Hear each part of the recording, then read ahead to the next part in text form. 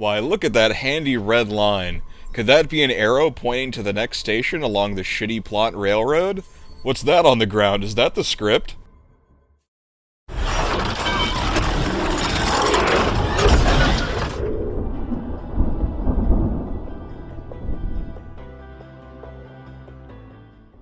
Welcome back, ladies and gentlemen, to The Man Who Dresses Like a Bat, Episode 6. Excuse me while I jump off this building and end it all.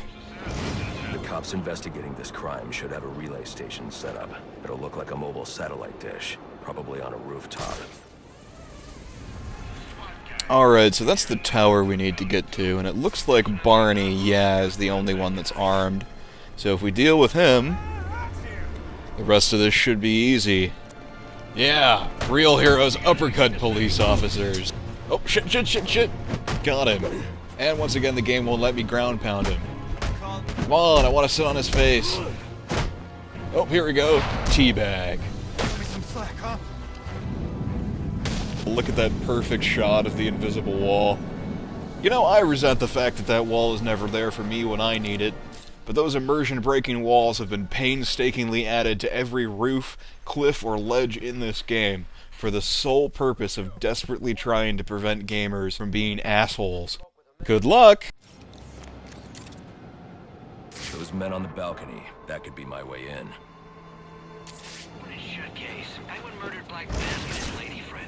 I mean, we found the bastard's stubby little fingerprints right by the bodies. Yeah, we got Penguin now. I'd like to see him score. Hey guys.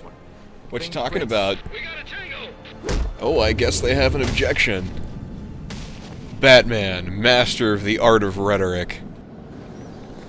I love how, in the movies, it's generally considered a bad thing to have a scene where Batman beats up a bunch of police officers. Even when the cops are actively hunting Batman down, the writers always find a way to skate around it. But in the video games, you can beat up cops. You can fry all the pork you want. You can curb stomp SWAT team leaders in the nuts until they can never have children again, and then record them crying and send the tape to their mother. Yeah! I mean, if you're gonna be an outlaw, you might as well earn it, right? Zero incentive to not dick around at this point. Oh, and I nearly forgot, we're rich. I mean, we could sneak into the police precinct and replace all the uniforms with pink tutus, and then bribe the police captain to make them all wear them. And then you can beat them up. Because that's the only way that Bruce Wayne can get an erection. It's a very specific fetish. Well, this must be the place. Prepare to be buried under an avalanche of tech bullshit. The police believe Penguin murdered Black Mask. But why would he send me here if he was the killer? It doesn't add up. I don't know, it might have something to do with the fact that you were choking the life out of him at the time. Somehow you managed to be really, really scary despite the fact that you're basically wearing a furry costume with cat ears. This crime took place days ago.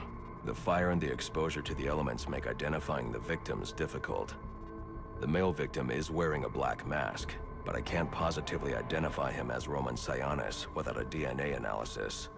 Something I can't do in the field. I'm gonna go with definitely not Black Mask because prequel?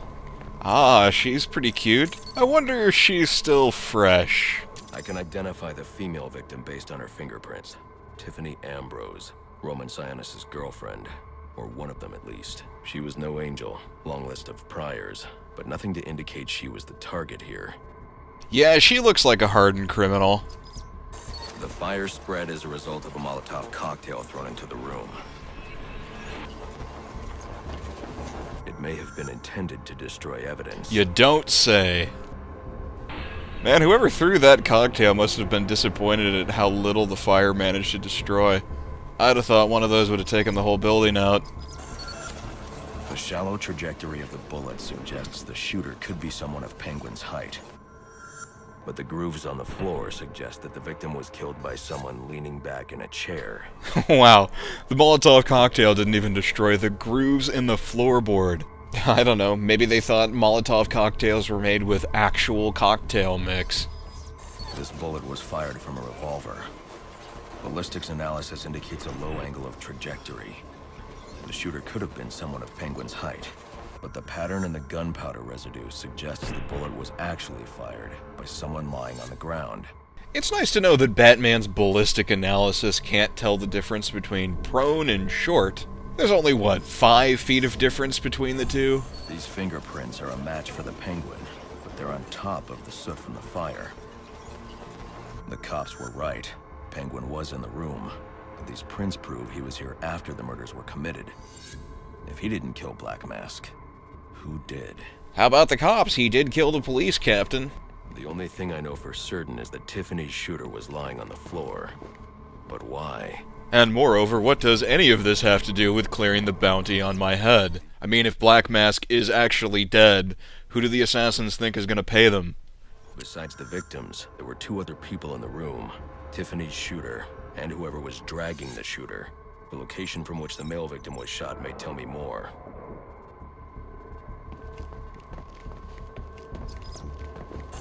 The DNA here doesn't belong to either of the victims. Whose is it? Place your bets on whether or not he actually takes a sample of that DNA in order to answer that question. The fight broke out when someone startled the shooter. It's not clear who won the fight. It could have been either one of them. I should review the evidence to see if I can learn anything more about either the intruder or the shooter. Why, thank you, internal monologue. Is there any reason why we haven't questioned whoever owns this apartment? Fabric analysis indicates the intruder was wearing a white suit or sport jacket. This fabric swatch could help identify the intruder, but I still can't identify the male victim's shooter. There's one impact area I haven't checked for clues. I wonder what the developers think would happen if they didn't hold our hand through the entire scene.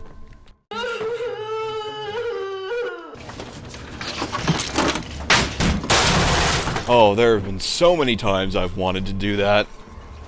This DNA is from the female victim. The level of oxidation suggests it's been here for several days.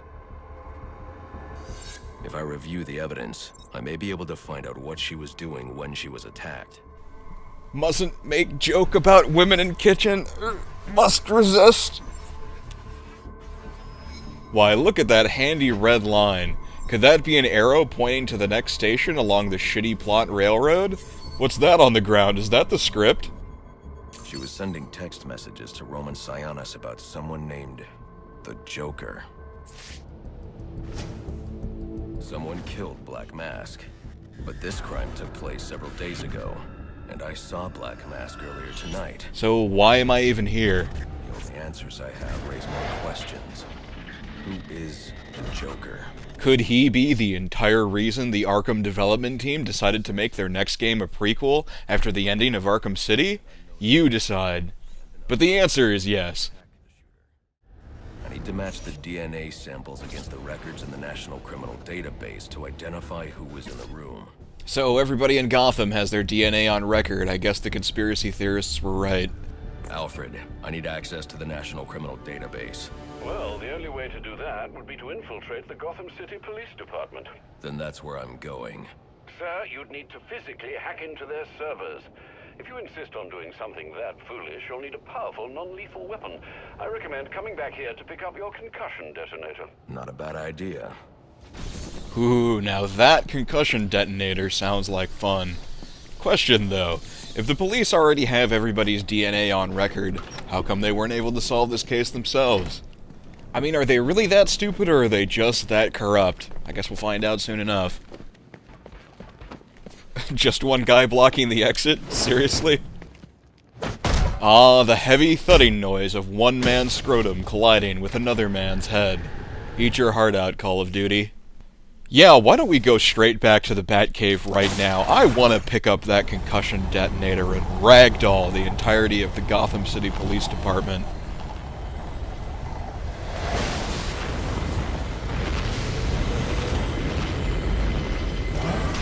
Kinda makes you wonder how many bodies are buried underneath Wayne Manor in order to keep his stealth Harrier jet a secret. Welcome home, sir. The concussion detonator is on your workbench. Remember, if you use that instead of your fists, you'll do less lasting damage to those police officers and civil servants. Noted. And why would I want to do less lasting damage, Alfred? I mean, haven't you seen the latest Ender's Game movie? If I beat them up to the point of dying, they'll promote me. It's true. Oh, by the way, don't see the Ender's Game movie. Not only is it a ringing endorsement of fascism, but it's also a terribly made movie. Well played, sir. You stopped the electrocutioner with a single strike. I just used his arrogance to my advantage. A textbook move a child could have avoided. True, but I doubt the rest of them will go down as easily. If they do, we'll be eating that Christmas ham sooner than you think. Holy shit. 6,000 XP for having Alfred tell you, hey, good job for ponying that noob, Rafflecopters. Well, apparently that was enough to level up. Let's see what we've got. Ooh, that critical counter looks really good, because you gotta perform counters regularly anyways. They might as well do more damage. I think I'll pick up, yeah, Ballistic Armor 1. There's lots of other upgrades, like stealth and other things that I haven't gotten yet, but honestly I haven't found it too difficult to be stealthy in this game. How are you doing down here, Alfred? What you got for me, XP dispenser? The cave becomes rather chilly in the winter. I could look into building some more heaters. The energy consumption would raise too many eyebrows at water and power. No, I shall have to soldier on. Ah, heaters, that's how you get caught. Now the bat plane, that's pretty inconspicuous. I'm sure the US government could care less in this post-9/11 world about a private citizen having access to a stealth plane that could crash into a skyscraper at any moment. Alright, that's enough screwing around. Let's get back to cleaning up the streets of Gotham.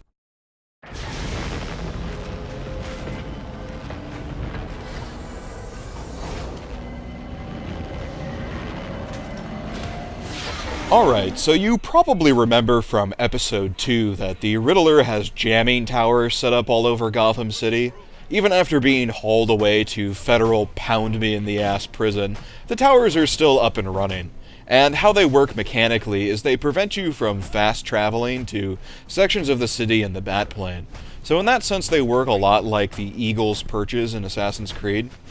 It's padding, and it feels like padding, but because we're dealing with the Riddler here, some of the solutions to the towers are just dumb. As in, if you don't find the one specific solution the developers had in mind, you'll just fail. Sometimes this can be pretty frustrating. You'll walk away and come back later, only to find out that the solution was staring you in the face the whole time. They're kind of the opposite of detective mode in that sense. I want to show you what I think is one of the more silly towers. Ready for round 3 then? Let's see what you can do. Ready for round 3. I wonder how many "that's what she says" will show up in the comments. We can attend to them when you're finished. Assuming you can finish. Dear God, man, have you no sense of shame? Alright, so we can't go through the front door here. No, that would be too easy, and it's not like we're packing C4 or anything. So when I realized that I couldn't get in through the front door, I started looking around for clues, checking my X-ray vision, looking for bat claw prompts in case there's a place that I could grapple up and maybe climb in through a vent. And I have to admit, I missed this window on my first pass around the building because most of the windows in this game are just decorative. I can't tell you how many times I've had to pass by an easily breakable window because video game logic demands that there be artificial barriers to progress. They're Arkham City's version of Zelda's impassable hedges. Once I do finally break through the window, I mean, look, it looks like this would be so easy to just climb in there. I mean, come on, what's the problem? It's like 1 foot up from where you're standing, and my grandmother could jump this. But Batman can't. No, he has to use the cable gun we picked up from Deathstroke and go all the way back, and then zip line our way in for no other reason than to make this puzzle appear more complicated than it actually is. See, this is why I didn't bother with most of the Riddler's puzzles in previous games, except that now you have to do these puzzles or you can't fly anywhere. Great. You know, I hope at the end of this we really do get to sick the feds on his ass.